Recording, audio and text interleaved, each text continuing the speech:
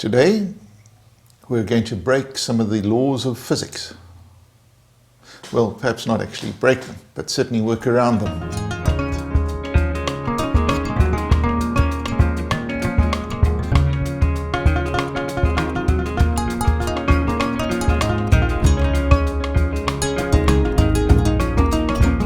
Hi guys, I'm Roger de la Harpe. I'm a professional wildlife travel and conservation photographer based in South Africa. And no, of course, we're not going to actually break the laws. We're just going to work around them and show you a few little tricks for editing pictures. Now, one of the problems that often arises in photography is getting enough depth of field into the photograph. That means how much of that photograph is actually in focus. It's particularly troublesome in macro photography, but you can also come across it if you're doing scenic photography or indeed wildlife photography.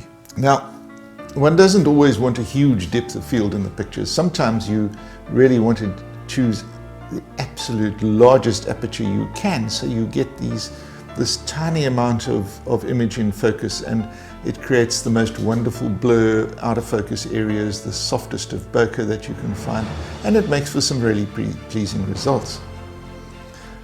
But on the other hand, if we're doing a photograph, for example, of this locust here, we've pretty much got just the eye in focus. The feelers, not, and anything much behind the eye is completely out of focus. Yes, we've got some lovely soft bokeh in the background, and it's isolated the subject quite nicely, but here's the thing, we can either get that in focus or its feeler, like this one.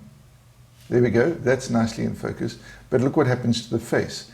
Now what I'm trying to achieve is something like this, where we get both the feeler in focus, the eye, and a bit of the neck, if locusts have necks, of course. So you ask, why don't we just stop down? Why don't we just go to some large number like F16 or 22 or whatever it is that we can go to? Well, yes, you can. But the problem with that is, A, this lovely soft bokeh in the background will all go away, because that also becomes sharper, not entirely sharp, but sharp enough to be distracting. And in spite of stopping down to F22 or F16 or wherever it is you're going, you may still not have enough depth of field for your liking. And then thirdly, when you start getting down to those really, really small apertures, diffraction starts to creep into the image, and that softens it and makes for all sorts of weird artifacts and things that pop up. Now, one of the solutions is focus stacking. And so what we do here is we take a whole bunch of pictures, and in this case 21 of them, each focused at a slightly different point. And as we go through these images, you will notice that the focus moves backwards towards the back of the locust, and you can see how the face now starts to show. So we do this whole series of pictures, and then we pop them into Lightroom and edit them up, and then into Photoshop, where we stack them together and use only the sharpest parts of each picture. Now, before we do it, just one thing is, when you're doing this, both your subject and your camera need to be completely stationary. Obviously, if you move during these exposures, or your subject moves during these exposures, they won't match up properly when you do this focus stacking. And again, you're going to get awfully strange things happening to your image. So we want a static subject and a static camera. Right, so let's dive in and get this whole thing going. Now, the first thing we're going to do, and it doesn't matter which image you work on, is get the image looking as good as we can in Lightroom. Now, you will have seen in previous videos of ours, and if you haven't, just click up here on the top right hand side of the screen, and you will see our technique for editing wildlife photographs. And in there I explain why I do it. But the first thing I do is hit auto to see what Lightroom would do to this picture. And it's got it looking pretty good. There's some little tweaks I want to make. I want to come back on the blacks a little bit, just to boost the contrast. So we hold down the Alt key and just drag the black slider to the left until you see those pixels coming through. And there they are. You can see them on that white screen. So I'm going to go a little bit to the right, just so that we're clipping these pixels here on the left-hand side of the histogram. We're going to do the same thing with the white. So again, hold down the Alt key and drag the slider to the right. Now, there they come. There are the pixels, and the white pixels start showing up. And I think it's gone a little bit far. I'm not wild about what's happening here on this locust's face. So I'm just going to back off on that brightness a little bit to about there. We can always tweak this later once we've sandwiched all the pictures together. That's about where I'm going to leave it at this stage. I think perhaps just pop up the texture a little bit just to bring out the texture in this face. And that's about it. So now we've got all our images selected here. And what I'm going to do is down here, click Sync for Synchronize. And Lightroom now asks, what do we want to synchronize? And actually we want to synchronize everything. Now all those photographs have exactly the same settings applied to them all the way through. Now right click any of the thumbnails or the main image for that matter, and go to Edit in here about a quarter way down this little dialog box that pops up. And down the bottom, it says Open as Layers in Photoshop. And there we go. Lightroom gets busy. Now this takes a bit of a while, and we'll have a couple of these pauses throughout the whole video.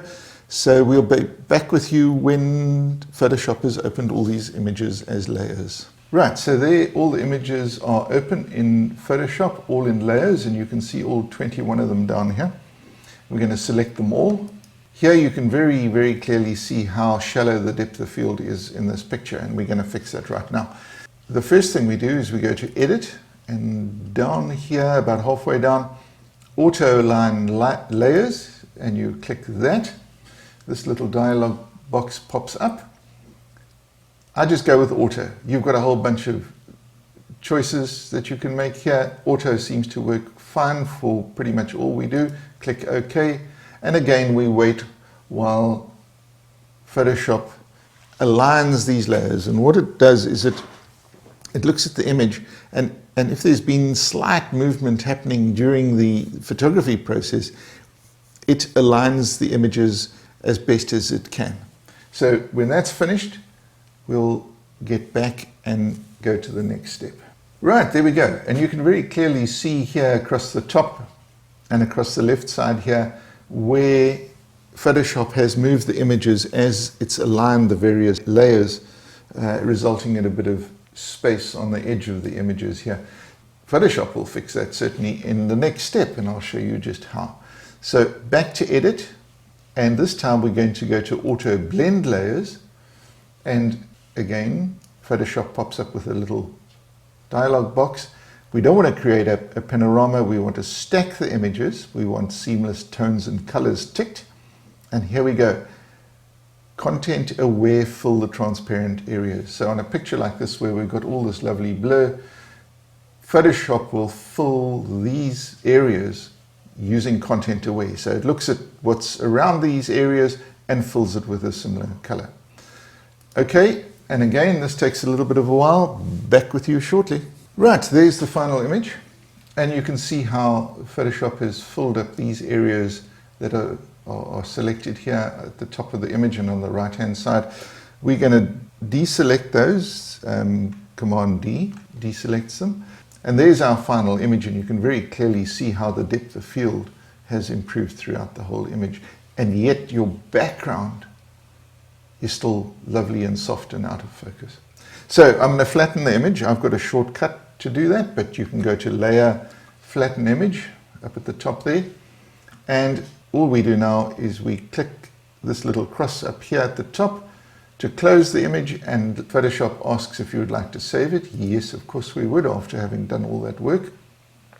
And there we go, back to Lightroom, and here is our image. I would like to do some final edits on this image. I want you to come in here to the crop tool and resize this picture a little bit to tighten it up.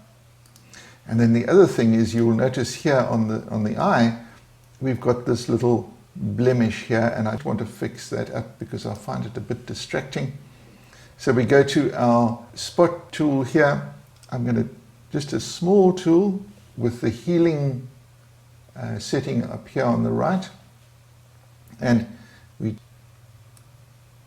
paint over that little line there, and there we go. Exactly like that. Click the image to zoom out again, and there we go. We're about done here, I think. You know what will improve it is a little bit of a vignette. Focus your eye into the picture. And there we go. If you have a look at this, it's gloriously sharp and clear. Look at that. Lots of detail, lots of information in here. Now a gorgeous image with this huge depth of field and these out of focus areas still looking good. So there we go, guys. I hope you've enjoyed this. If you have, please give us a little thumbs up below, and do subscribe to the image. Remember to hit the little brass bell on the right of the subscribe button so that you're kept up to date with any additions we make here. Yeah, as I say, I hope you've enjoyed it. We'll see you on the next one. Cheers.